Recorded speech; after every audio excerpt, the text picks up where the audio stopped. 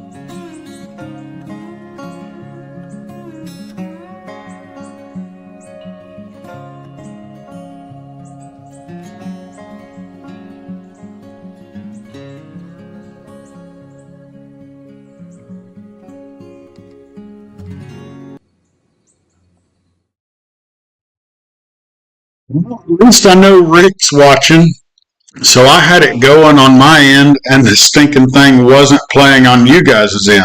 I could tell that Rick and Dakota were both in there commenting to one another, but evidently could not hear me.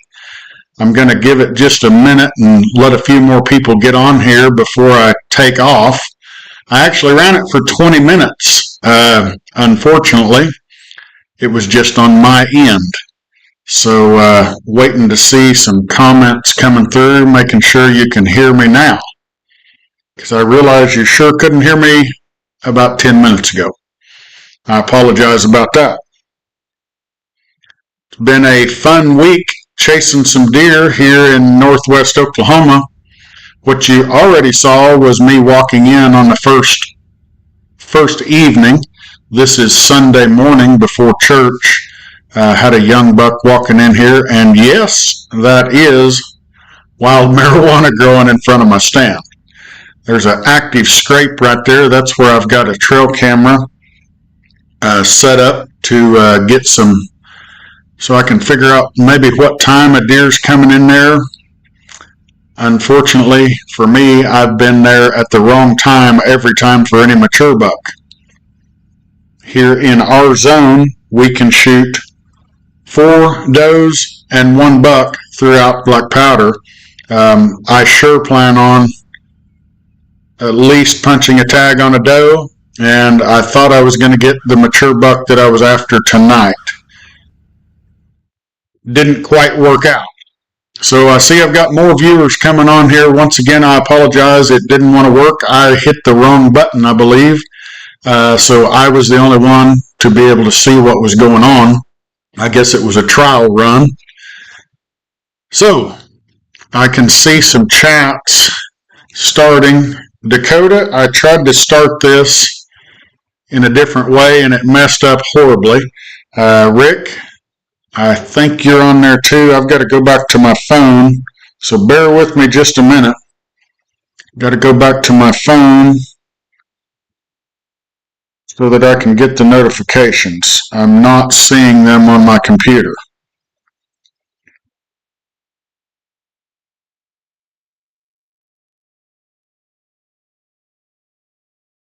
And I can't even get it to come up on my phone right now. So I did want to talk a little bit about some cattle. Here are some heifers that I plan on breeding this next spring. They're all home raised. I know the cattle market's high.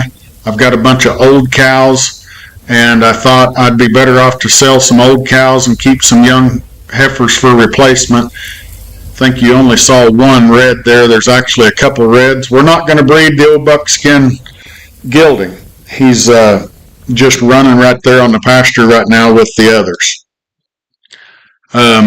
Cattle market, this area, well, even for Oklahoma City, there was less cattle at the markets this week with the rain.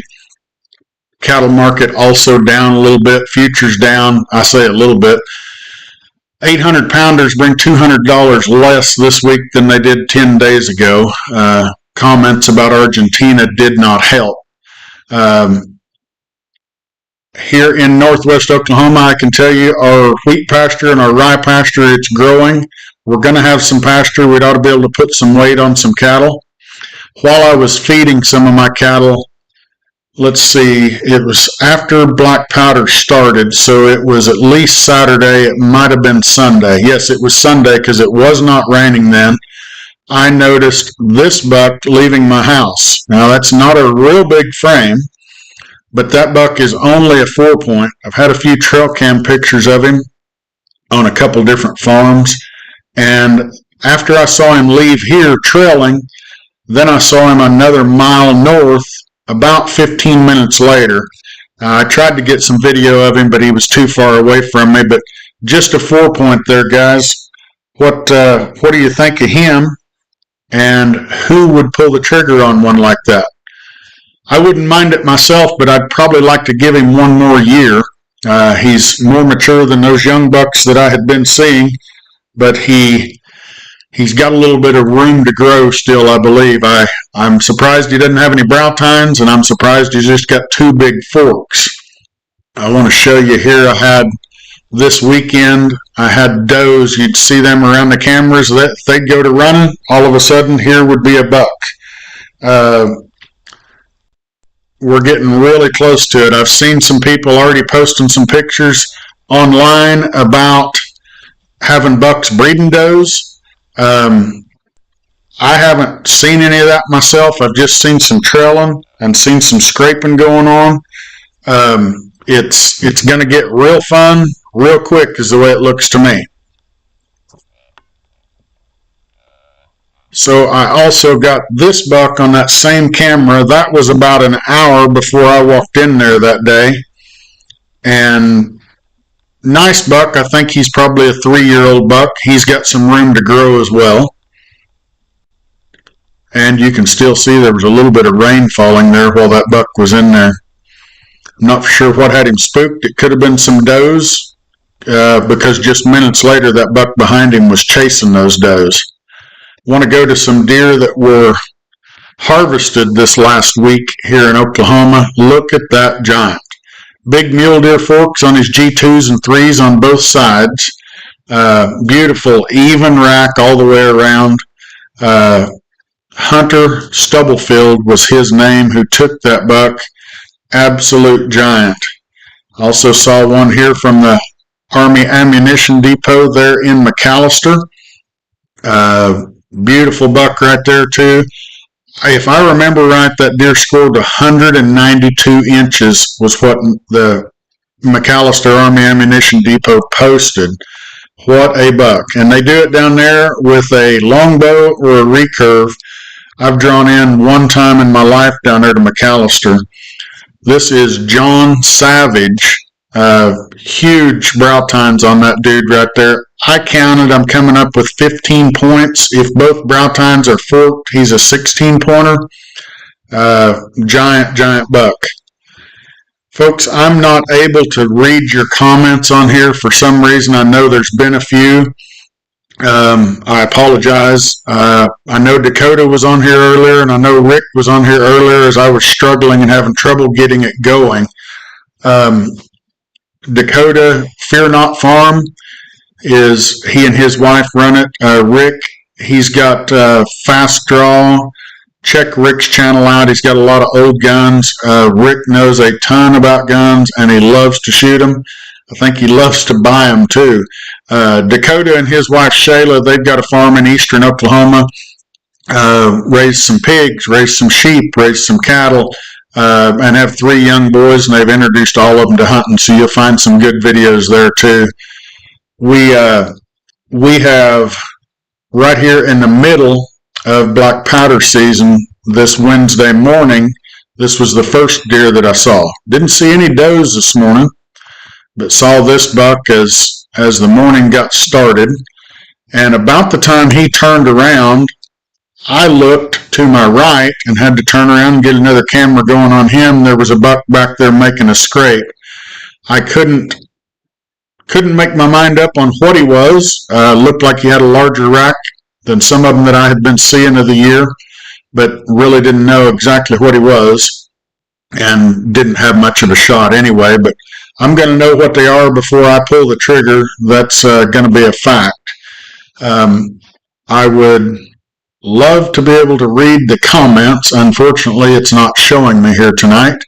I'm going to keep doing this on Wednesday evenings, folks. I believe it'll get better the more I learn about it and the more I work with it.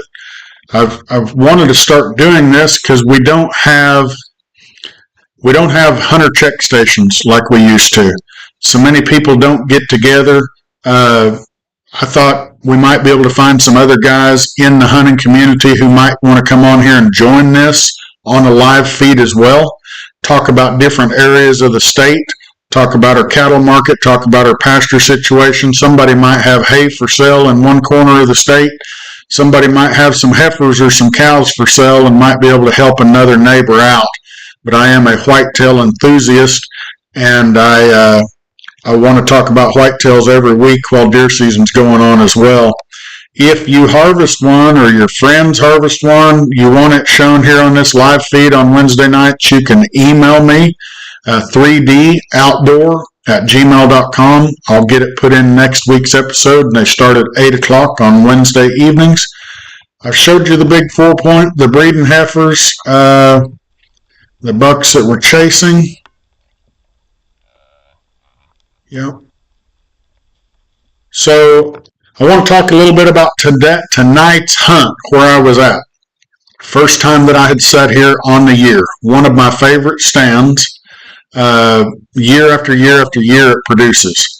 I've got a buck that I've got 4 years worth of history with him. The first year that I had pictures of him and actually saw him before I ever got any pictures of him and videoed him, he was a young 11-pointer. Didn't grow very well the next year. He had one injury on his side right here. He ended up being a 9 the next year, had a broken brow tine. Bigger framed, but wasn't maybe as an impressive deer, and we thought he was a 3-year-old, maybe a 4-year-old then. Last year, he's the buck that I started this thing with. That's what might have caught your attention to watch the video. So he was a 10 last year. We didn't feel like we had the greatest growing season last year on some of our more mature bucks. We decided to let him go. He was shot by a neighbor. Looked like he was going to starve to death, injured bad. He ended up shedding before deer season ever ended in early January. I was afraid the deer ended up dying, but I've got pictures of him on 2 different farms just every now and then. So I had decided he must be not living on either one of these farms and maybe right in the middle. That's the farm I hunted tonight. I thought I was going to be able to draw blood. Had lots of does and a few fawns moving around. Saw this big buck. He unfortunately came out in the wrong area where I couldn't get a good clean shot on him. And then he probably stayed out there 30 to 40 seconds and went back in the edge of the brush. I've got high hopes I might be able to put him on the ground throughout the rest of this black powder season. I've got that other nice buck that I said has been eluding me. Here he is. Those are the 2 bucks that I've really got my mind on. If I can punch a tag on either one of them, I'll be happy to do it. If it doesn't work out, I've got a bow season to go, and I've got rifle season as well. I will help fill our freezer and a few other people's freezers with does. If I wouldn't have seen that buck tonight, I very well might have taken one of those does tonight. There was a plenty. More deer that I saw tonight than what I had been seeing. I mean, it was probably by 3 or 4 times. And the cooler weather we get, the more they're going to move. We're just inches away from breeding season taking off. It's going to get fun for lots of folks. There's already been some success throughout the state. And like I say, if you get one, your kids get one, some of your friends, if you want to see it on here, email it to me, 3doutdoor@gmail.com. I'll get it on next week's episode. And my apologies that things didn't get started on time with the struggles I was having. But next week, we'll be right back live at 8 o'clock. I had more to show you, but I kind of already went over some of that whenever it really wasn't working right. And I appreciate everybody tuning in. If you haven't subscribed, please do so. And don't forget to hit that like button. It helps us out. And I will promise I'll try and do better next week. Thank you, guys and gals. When you say it helps us out, who's us? Everybody on YouTube.